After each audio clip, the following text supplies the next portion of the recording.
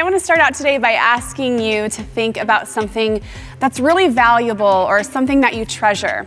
Now, there can be a whole list of examples under this category, but something that I've realized about things that we value or things that we hold honor for is that generally they're organized or they're well taken care of. A lot of the things that we have laying around our house that we would say we value or that we really love, they're not in disarray. If you value it, you take care of it, you keep it organized. Today, Pastor Eric will be talking about just that in today's message. Welcome to SMCC Online.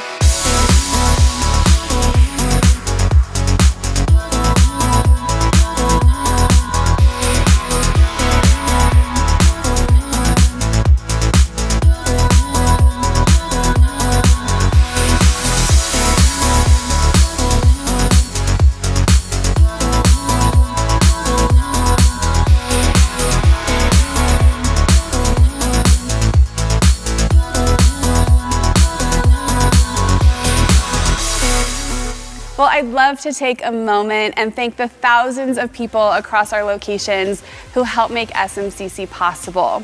You might not know this, but it takes hundreds of volunteers week in and week out to make SMCC happen. For example, we have several hundred volunteers each week who help serve our guests. These teams include guest services, SMCC Kids, our worship, our production teams, students, and so many more. If you're ready to plug back in person to one of our locations and you're ready to serve, you can visit us at smccutah.org/next steps. Additionally, it takes hundreds of people each week who are partnering with us financially. We want to say thank you to those who have given to SMCC and our mission. If you want more information about giving, you can visit us at smccutah.org/give. We're going to continue our third week in our series called Disorganized Religion with Pastor Eric today as we jump into 1 Corinthians.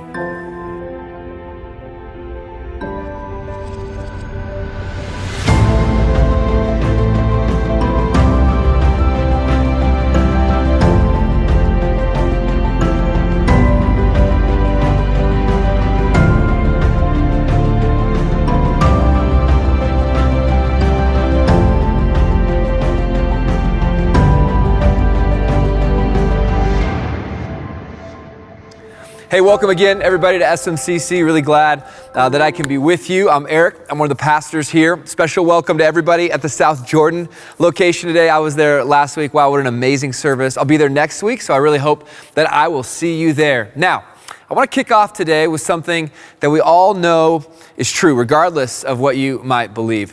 Disorganization dishonors. I think we all know this is true. Disorganization is this: failing to plan ahead, failing to structure, failing to be precise, failing to be clear. That is disorganization. And that dishonors people. And this is what dishonor means. It means to fail to respect, fail to value appropriately, fail to actually love.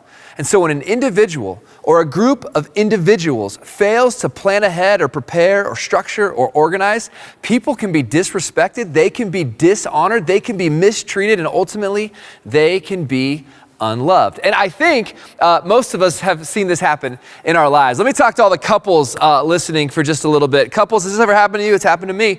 My wife's called and said, "Hey, Eric, can you pick up this on the way home? You're going to the store, just grab this too." And I have failed to write that down. I'm not really organized enough to take some notes. And so I go to the store, I come home, and guess what? I forgot to get the thing. And guess who was upset? Carissa. Why? Because disorganization, it dishonors.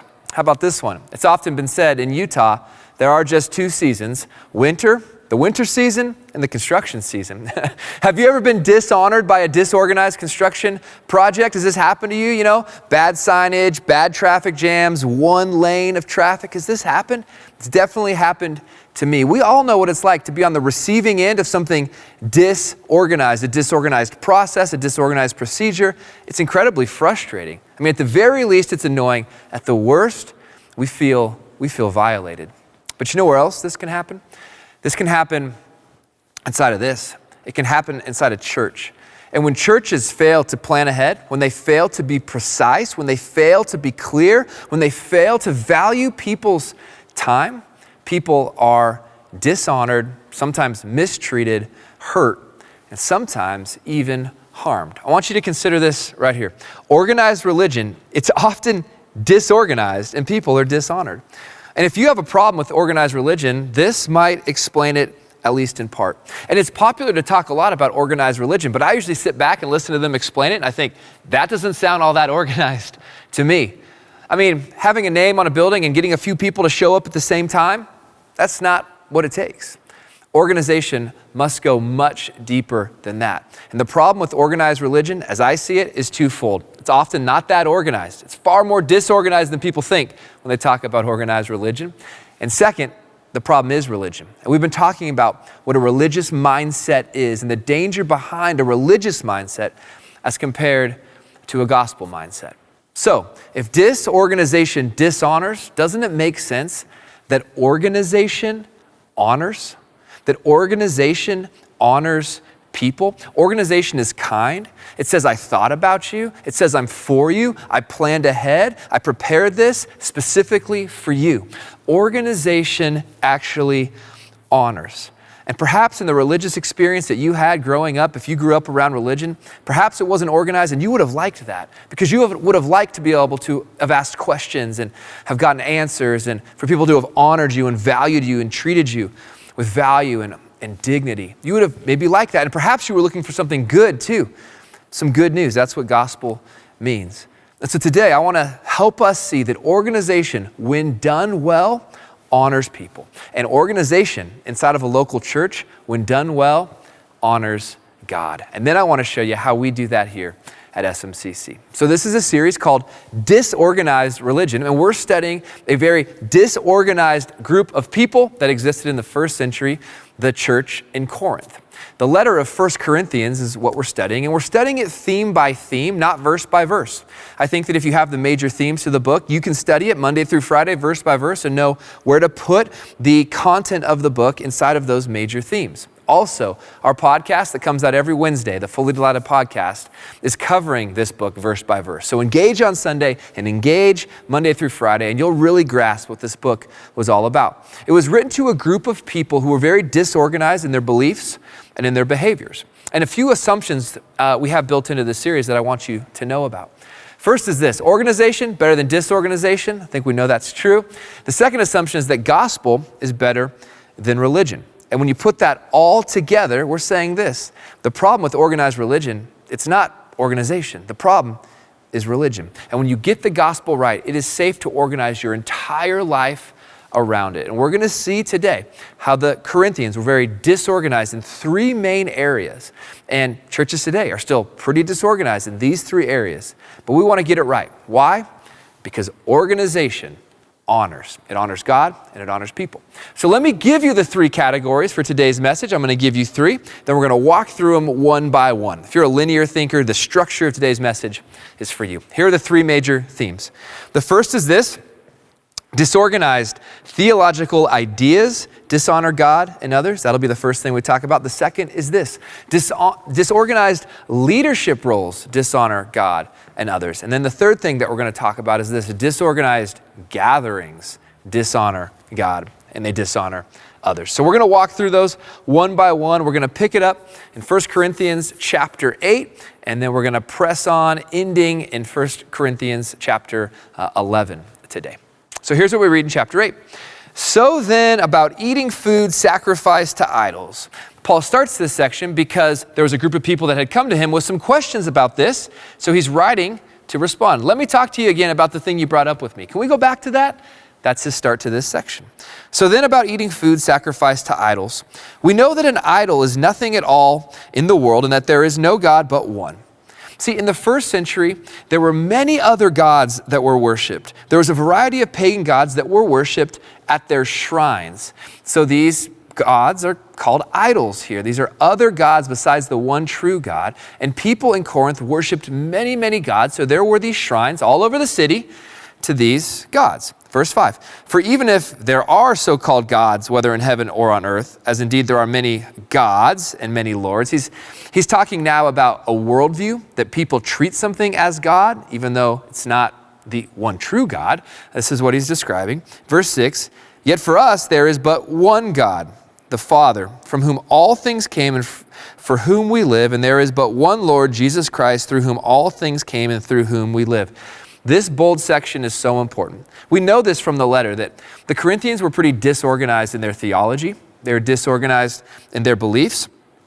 And so the Apostle Paul has to clear up a whole number of things. What he's doing here, though, is pretty radical, because in the book of Deuteronomy, there was this section called the Great Shema. It was this very famous declaration and statement about there being one God only. And what Paul has done here is so incredible. He's taken Jesus and he's put Jesus into that great statement.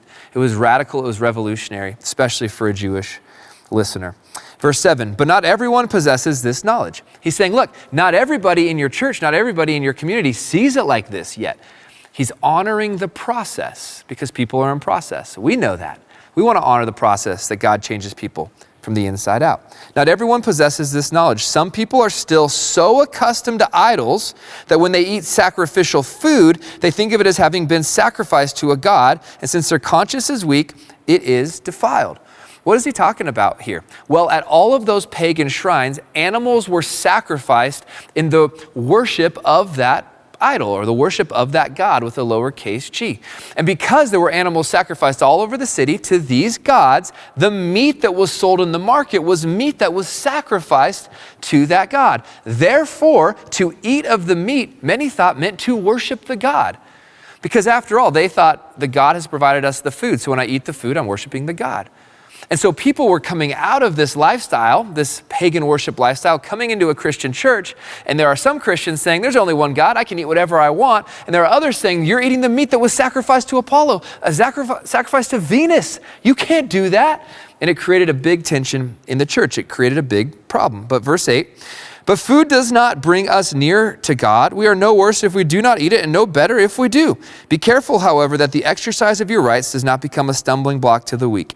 For if someone with a weak conscience sees you with all your knowledge, understanding the truth about the one true God, eating in an idol's temple, won't that person be emboldened to eat what is sacrificed to idols? So this weak brother or sister for whom Christ died is destroyed by your knowledge. It leads them to stumble. It's discouraging. It's confusing. It's distracting for them. When you sin against them in this way, that's a strong word, sin against them, and wound their weak conscience, you sin against Christ. Therefore, if what I eat causes my brother or sister to fall into sin, I will never eat meat again, so that I will not cause them to fall. So Paul is clearing up this big problem that was forming in the first century. Do I eat the meat sacrificed to idols, even though I know that the idol is not real? Or do I abstain because the person who's not there yet in their understanding, he uses this idea of the weaker person with a weaker conscience. Sometimes it's called the weaker brother. If I eat this in front of them, they're going to stumble. Which way should I go? Err on the side of honoring the person. That's what the Apostle Paul is talking about. So he's simultaneously freeing Christians from feeling guilty for eating meat that was sacrificed to an idol, while at the same time asking them to give up that freedom for the sake of the person around them. And I love this, because this is what it means to love God and love others. It's not one hard and fast rule in every situation. It's to be wise, to honor people. And when you go about your meals this way in the first century, you'll honor God, you'll honor others, and at the end of the day, people will be built up and your church will be built up as well. You're free to eat the meat, don't flaunt it, and if there's someone around that's gonna be discouraged, you should abstain. Love trumps freedom. This is what the Apostle Paul is talking about. And if all that felt a bit confusing, let me give it to you the way one author recently described it. In this situation, he says this: it's more about the venue than the menu. And I thought, a bit cheesy, but I get the point. It's far more about who's around you, the audience, and what God is doing in their life than the food that you're putting into your body. So, what's Paul doing with this? He's bringing them together. He's organizing them. Organized theological ideas honor God and others. Look, if there's a person or a church or a pastor communicating false ideas, lies about who God is to other people, there is nothing more devastating and wrong than that. And unfortunately, that can happen. Organized theological ideas are ideas that come out of the Bible, out of God's Word.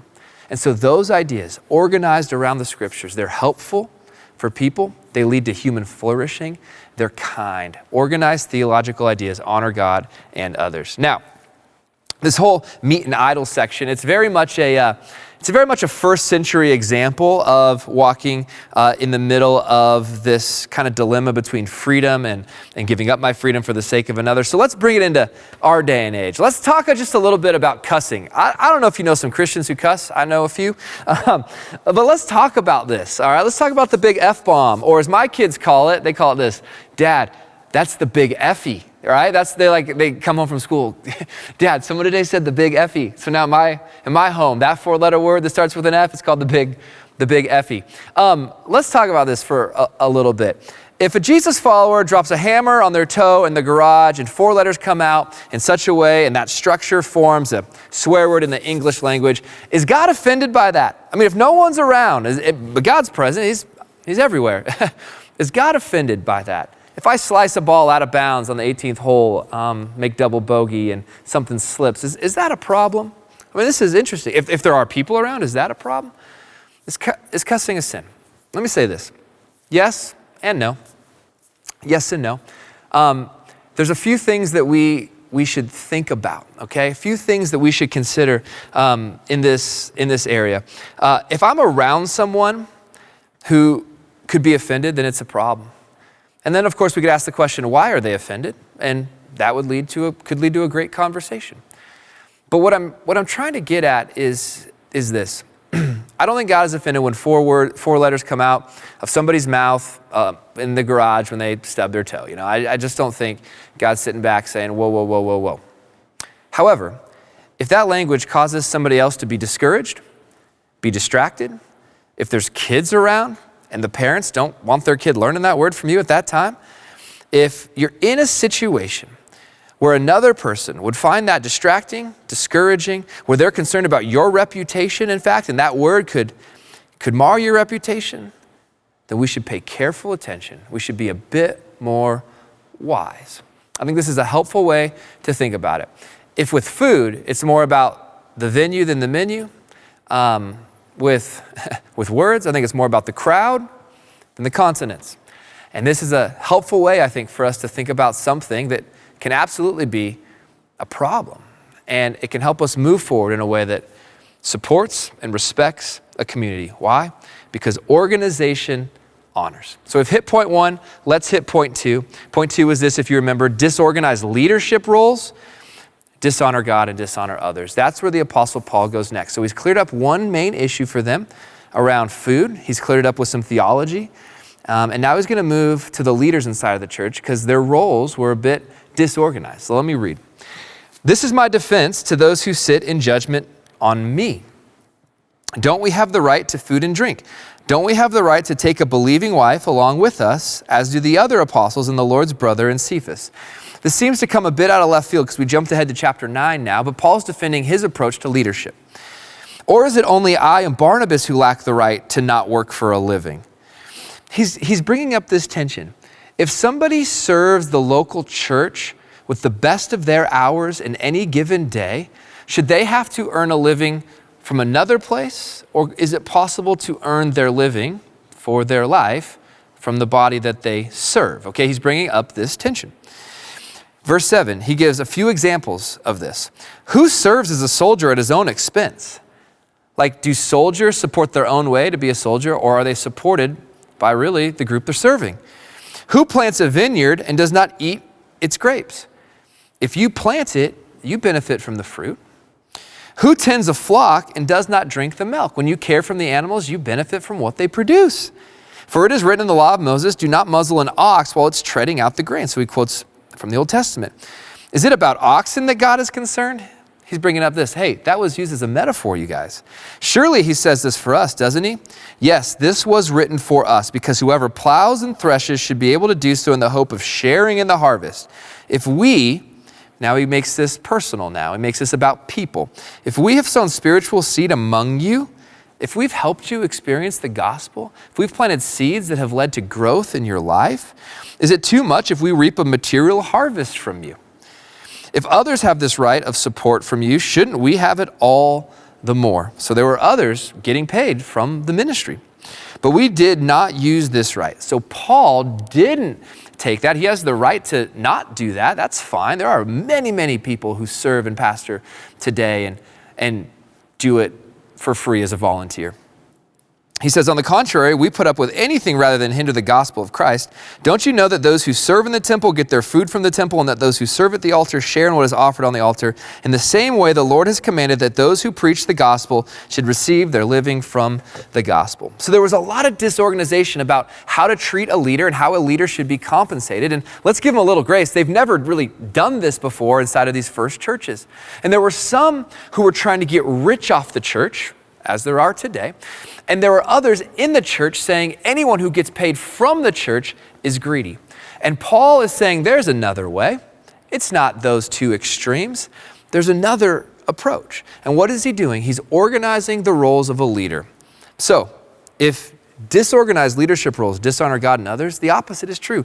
Organized leadership roles honor God and others. So I want you to know this, at SMCC, we have job descriptions for every position. We have compensation packages that have been assessed from expert third-party consultants who look at this stuff across the nation. We have qualifications for every position. We want to have organized leadership roles. Why? Because we think it honors God, it honors our staff, and it honors you. It honors the people that our staff is really here to serve. And we are so gifted with this as a staff. We get to give the best hours of our day, 40 plus hours a week, to serve you. And we think when there's time given into the ministry is better, it can be healthier. We think that when there's education behind our staff team and there's expertise and there's experience all packaged into the staff at SMCC, it makes every facet of this ministry better. And I just want to say on behalf of our staff, thank you to you. If you give at SMCC, your generosity goes to organizing all of the roles at SMCC so that our staff, including me, can receive from this ministry, so that we can pour back into this ministry, and so that you and your family can be served incredibly well. In the first century, Paul wanted those who served the local church to receive a living from the local church. That's how he wanted that place organized, and that's how this place is organized. So I'm just grateful that for people who come here and call this place home, you would say, you know what, I have a responsibility here, a responsibility that our pastors and that our team are taking care of, so that their families are taken care of, so that they're freed up to lead with every gift that God has given them. I just want to say thank you for allowing us to do that. And if you've gone here for a while, I want to invite you to consider doing that, because this is the type of organization that honors God, honors the staff, honors the volunteers, honors every person who attends. So Paul's trying to clear that up for them in Corinth, and it's so helpful because he's clearing it up for us now. And then there's one more section. The third thing we need to talk about, and it's this: disorganized gatherings, church services, community events inside the church. Disorganized gatherings, they actually dishonor God and dishonor others. And I'm going to give you two examples of this. One is very strange. One will make a bit more sense, so hang with me. We're in 1 Corinthians chapter 11 now. Look at what Paul says, and hang with me, okay? Because this is going to sound like it's coming out of left field. It's going to sound a bit archaic, so hang tight. Every man who prays or prophesies with his head covered, a man with his head covered, okay? Think of a hat on, okay? Although Paul's thinking more than that. He's also thinking long hair. Dishonors his head. If his head is covered, how is he dishonoring his head? Paul's doing a word play here. It's very hard. This section is so hard to translate. Great Jesus-loving people disagree on this. But Paul's trying to make a connection inside of this word play. He has this head covered, but there's a different head that he has, a different authority, one above him that he submits to. All right, this is going to unfold as we read a little bit more. But every woman who prays or prophesies with her head uncovered dishonors her head. It's the same as having her head shaved. All right, this is very strange. Hang with me. The first thing I need you to know is Paul is not saying something that would somehow suppress women in the local church. He's saying if a man prays or prophesies, or if a woman prays or prophesies, all right, they both have roles. All right, this is important. They're doing the same thing in this context. Now, this section is unfolding inside of a much larger context that I just don't have time to cover, but I certainly didn't want to skip it because I wanted to shed some light on this section, okay? So we have two different scenarios. A man with his head covered is somehow dishonoring something, and a woman with her head uncovered is somehow dishonoring something. So both have the responsibility to honor. The section goes on. For if a woman does not cover her head, she might as well have her hair cut off. Okay, just cut off. Now this is very interesting. Prostitutes in the first century shaved their heads. And so it's a bit confusing here. Is Paul saying that a woman with a shaved head in the first century would be very confusing to people because it looked like a prostitute was here, and when people went to the temple to have sex with prostitutes with shaved heads, and people in the first century local church, this church, they have shaved heads, are people thinking, wait a second, is this all about the same thing? Is this just like that over there? Is he talking about that? Or is he saying that when you have your head uncovered, ladies, in the first century church, it's such a sign of disrespect, you might as well go all the way and just shave your head. It's a very challenging passage, but I hope to clear it up. He says, but if it is a disgrace for a woman to have her hair cut off, this is an interesting thing. If it is a disgrace, this is our textual clue to understanding this passage. If it is a disgrace, women should not act in a way that's disgraceful. It's the same thing for men. And so what he's saying is, if in your culture this behavior is disgraceful, you should abstain from it. Why? Because organization honors. He's bringing organization into this. So you have to ask the question as you interpret this for your culture, our culture, is it the same amount of disgrace? Not so much. Although if you come from the South where men take their hats off when they pray and are in church, you might come to SMCC, see some people with hats on and think, that seems disgraceful. Hang with me, all right? We're gonna work through all this. If it is a disgrace for a woman to have her hair cut off or her head shaved, then she should cover her head. Then she should. Why? To not act in a way that's disgraceful or distracting or disorganizing to the local church. So this is a very strange section. It's very hard to translate because there are times where the Apostle Paul uses head metaphorically. There's times where he uses it as actually your dome and what's on top of your head, your hair. It's a bit tricky to work through. But like I said, this certainly isn't a section that's, making women sound like they're somehow less valuable. This is far more about order and organization than value. So how do we work through this? Well, we have to remember this. Every culture has certain symbols that communicate certain things that are meaningful inside of the culture. Every culture has that. And in many cultures, the symbols are different. Like, did you know in Bulgaria, nodding your head like this means no, and shaking your head like this means yes. It's the exact opposite of our culture. So if you were to go there, you would have to translate your behavior and translate what this means. So too, we must do it with this passage. We have to translate these cultural symbols into our culture to really understand what Paul is getting at.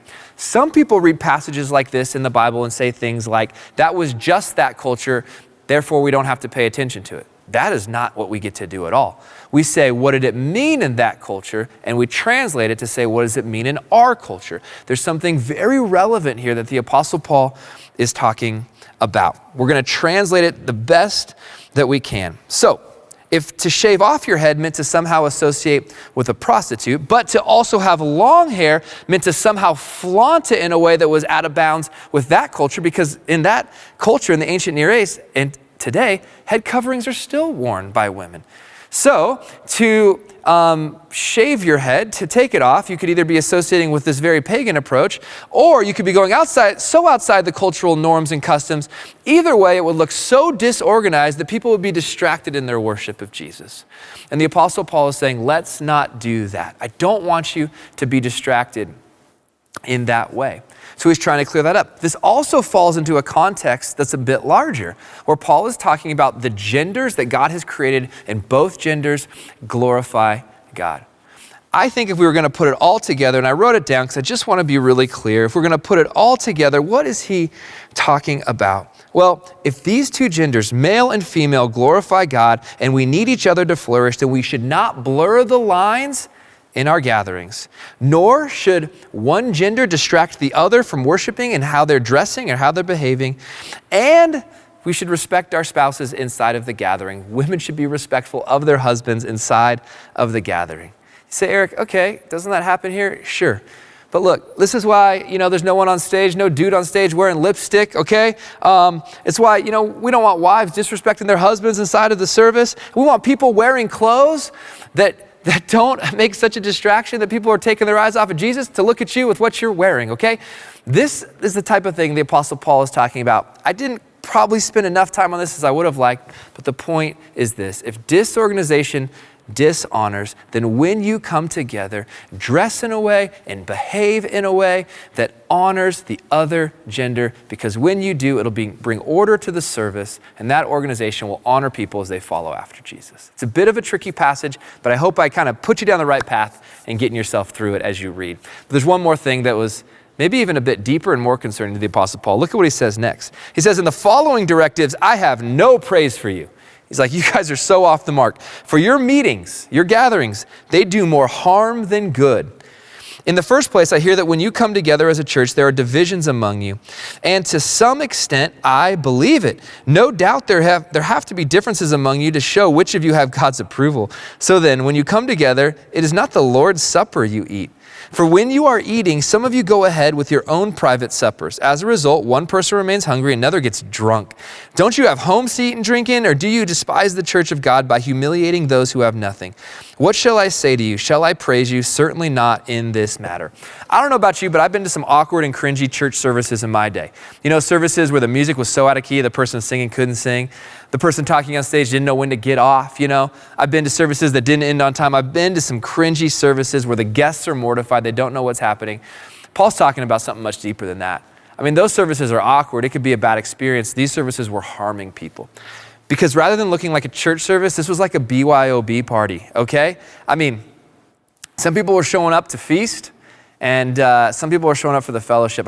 Some were treating this as a party, while others were treating it as a chance to connect with Jesus. Some were showing up to worship, others were just showing up to show off.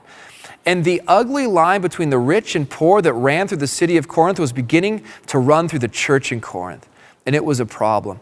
And so you had people being mistreated, people being left outside, people being skipped over, disrespected, and dishonored because the wealthy were coming, they were getting wasted, they were having a feast while the poor were going hungry. And it created a massive division inside of the church. Their gathering was disorganized. So what is the Apostle Paul trying to instruct? He's saying this: organized gatherings, they honor God and they honor others. You guys, it's no fun to be in a room and feel like an outsider. And this is why at SMCC, we value the guest in everything that we do. We want the language to be clear. We want the check-in process to be quick and clean. We want the signage to be appropriate. We want you to know what to expect so that you could say, I understood it, I liked it, I might come back, I think this is even doable. We work so hard to organize our gatherings so that our gatherings are for everyone, and it seems like that's what the Apostle Paul wants for them as well. So, disorganized theological ideas dishonor God and others. Disorganized leadership roles dishonor God and others. Disorganized gatherings dishonor God and others. But organization honors us. We want to organize all of that here. A couple weeks ago, I took the hockey team that I coached to an event here in town. And I just want to tell you, it was so incredibly disorganized, okay? We have about 40 players on our team with all of their parents and their siblings. And the event said, one person needs to buy tickets for everybody. It's like, okay. And they said, but each person needs the app to get their ticket on their own. I'm like, this is going to be a challenge. Then they came back and said, whoa, no. You can buy your own tickets now. And by the way, one player and one parent gets a free ticket. So now we have to figure out which other parent is coming and how many of their siblings are coming. It was a complete disaster. I'm on the phone, I'm fielding emails, parents are upset.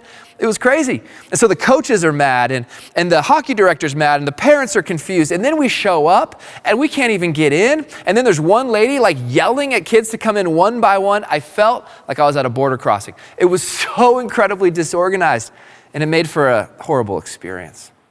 Not a lot of people wanted to go back. That can't happen at SMCC. We want it to be so organized, so clear, so engaging, so approachable, The people say, you know what, I don't know if I believe what they believe, but I like being around them and I liked it there. Because organization honors. We want to honor you. If you attend SMCC, I hope you've experienced this. We don't get this right every time, but we're working towards it. If you haven't attended, we hope you will. And we hope that you might experience this. This is what the Apostle Paul is working to over 2,000 years ago. It's what we want. 1 Corinthians 14, everything should be done in a fitting and orderly way. In a fitting, what does fitting mean? In a way that fits the culture, a way that fits the people who are coming, in a fitting and orderly way. I don't know if you know this, but Americans are leaving church and organized religion at a faster rate than ever before. And in some ways, I think this could be good. In other ways, I think it's bad. A recent poll was put out by Gallup, and they said this, that in 2020, 47% of Americans said they belonged to a church, down from 50% in 2018, down from 70% in 1999. And that stat might scare you, might concern you, that might be you in the stat. And I understand all of this, but here's my point, and here's the hope inside of this situation that we find ourselves in. We need less disorganized religion and more organized gospel, because the churches that are organizing around the gospel well, they're doing well. And I'm so glad that at SMCC, through a very difficult season, we're seeing health. It's because so many people here have decided to organize around the gospel.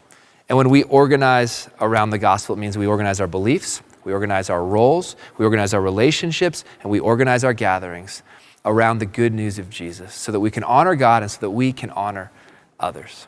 What does that sound like? I've been thinking about it like this, and perhaps you've heard us say this before, but I am far more sinful than I could ever understand, than I'll ever realize, but far more loved and accepted in Christ than I could ever dream. I want to organize my life around that point, because that is the gospel. We need both. Far more sinful than I could ever realize, far more accepted in Christ than I could ever dream. We can't just have one without the other. That's not the gospel. We need both. God is far more holy than I could ever fathom, and far more kind than I could ever experience. Man, we need both. God's ways are far more beneficial to human flourishing than we can quite understand, and far more countercultural to our culture than we realize. Guys, I want to organize around all of this, because when we do, I think it's the best way to live life. So I want to ask you a question. How have you, or how could you organize your life around the gospel? Organize your time, organize your thinking, organize your beliefs around the good news of who Jesus is. Perhaps you need to take a class, because as you do that, you would find you're taking your next step to organize your life around the gospel. Perhaps getting in a group every Tuesday night, every Wednesday night, whatever it might be, would be you organizing your life around the gospel. Perhaps it's giving to your local church, because you'd be organizing around the gospel. Perhaps it's waking up early, staying up a little bit late, turning your phone off at a certain time so that you can engage with the Bible. Because when you do, you organize around the gospel. Perhaps it's praying. You want to spend some time to journal a few prayers, journal your emotions, share those with God. That is organizing your life around the gospel. How have you and how might you do that? I want to invite you to do that, because if gospel is better than religion, then organizing your life around the gospel, it really is the best way to live. Here's our bottom line in today's message. If religion has left a bad taste in your mouth like it has for me, I just want to invite you to consider this. If you have a problem with organized religion, consider the gospel. The gospel is not good advice. It's not a good set of rules. It is good news, the news of who Jesus is and what he has done for you. And I want to invite you to consider that, because I think you might see what many of us have seen, that when you see it for what it really is, as good as it really is, it's completely safe to organize around it. Guys, let's be a place that doesn't dishonor people by being disorganized. Let's be organized so that we honor God and honor others. Would you pray with me? God, thank you for a chance to talk through some very specific issues in the first century that are still present today. Would you help us at SMCC organize all that we do collectively around the good news of the gospel, and help us do it individually too. It's in the name of Jesus that we pray. Amen. Peace, bring it all to peace. The storm surrounding me, let it break at your name still. Call the sea to still, the raging beat is still, every wave at your name. Jesus, Jesus, you make the darkness tremble. Jesus, Jesus, you silence fear. Jesus, Jesus, you make the darkness tremble. Jesus, Jesus. Breathe, call these bones to live, call these lungs to sing once again. I will praise Jesus, Jesus. You make the darkness tremble. Jesus, Jesus. You silence fear. Jesus, Jesus. You make the darkness tremble. Jesus, Jesus. Jesus, Jesus, you make the darkness tremble. Jesus, Jesus, you silence fear. Jesus, Jesus, you make the darkness tremble. Jesus, Jesus. Your name is a light that the shadows can't deny. Your name cannot be overcome. Your name is a light forever lifted high. Your name cannot be overcome. Jesus, Jesus, you make the darkness tremble. Jesus, Jesus, you silence fear. Jesus, Jesus, you make the darkness tremble. Jesus, Jesus,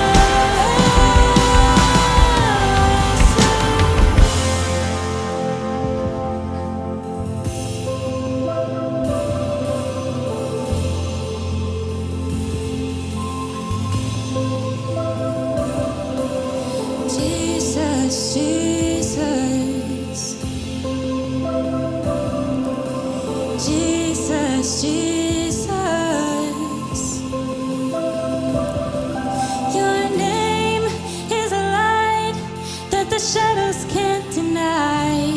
Your name cannot be overcome. Your name is a light forever lifted high. Your name cannot be overcome.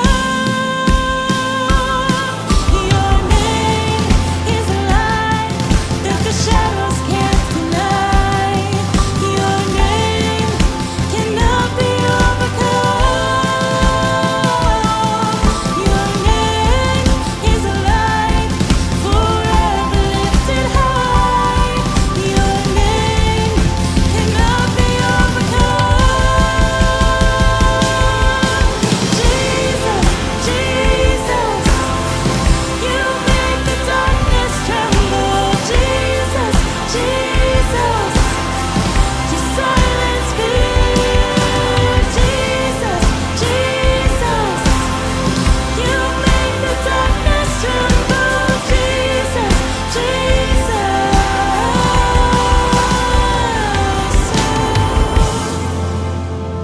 Well, thank you, Sasha, and our band for leading us in that song.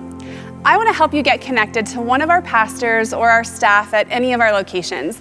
The easiest way to do that is to fill out our Quick Connect form, and that is found on the website. You can go to smccutah.org/next steps and click on the Connect button. We'll be back here next week with Pastor Eric as we continue our series.